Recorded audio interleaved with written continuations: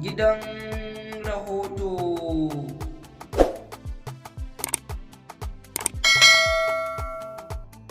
Jama'a barkanmu da sake kasancewa a cikin wannan channel mai suna Gidan Rahoto. A yau dai muna ɗauke da labarin tonuwar asirin Abdulmalik Tanko wanda ya kashe yarinya Hanifa 'yar shekara 5, wanda matarsa ta je kotu ta bayyana gaskiyar lamari. Ku biyo mu domin jin wannan bayani, sannan ku danna alamar subscribing sai ku taɓa alamar ƙararrawa.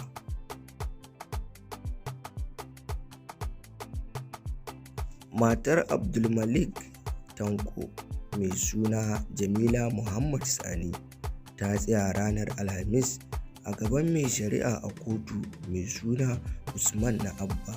Ta sanar da gaskiyar lamarin kisan Hanifa domin ya bayyana cewa wai ba shi ya kashe ta ba, inda matarsa nan take ta ƙaryata.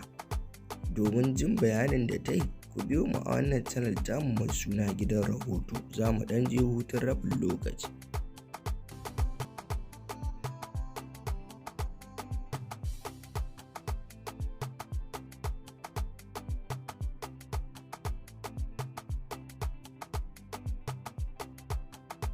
Hakika kamar yadda kowa ya sani, zancen kisan Hanifa zancen kisa ne wanda ba a taɓa yin irin shi ba, wanda ya zagaye ƙasashe na duniya da dama, wanda yarinya ce wacce ta kasance 'yar shekara 5. An kashe ta a watan Janairu ne a wannan shekara da muke ciki, inda matarsa ta tsaya a gaban lauya mai gabatarwa barista Musa Lawal, inda take cewa hakika a wannan rana kafin kisan Hanifa, mijinta mai suna Abdulmalik Tanko ya shigo da yarinya karama wacce ta kasance ɗalibarsa ce, sanye da yunifom ɗin makaranta. Matar ta kalle shi cikin mamaki take tambaye shi, wannan karamar yarinyar fa a ina ka samo ta? Ya tsaya ya ɗan yi jigum kafin ya amsa mata. Ta sake tambaye shi ne akan a ina ka samo ta, sai ya bayyana min cewa ai wannan yarinya na to da ita ne sakamakon mahaifiyarta ta tafi Saudiya don ta samu aiki a can, amma yanzu dai maganar da ake bata karasa can, wai tana Abuja. Kaji fa mai sauraro.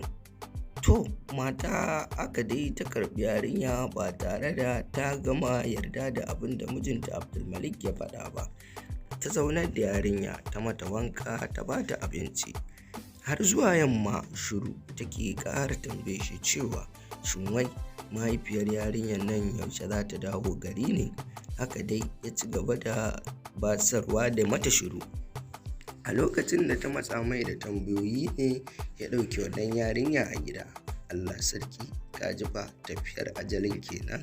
A nan ne ya je ya kai ta wani kango, inda ya kirawo maƙocin shi, wato abokin aikin shi, akan cewa ya zo ya kula mai da wannan yarinya.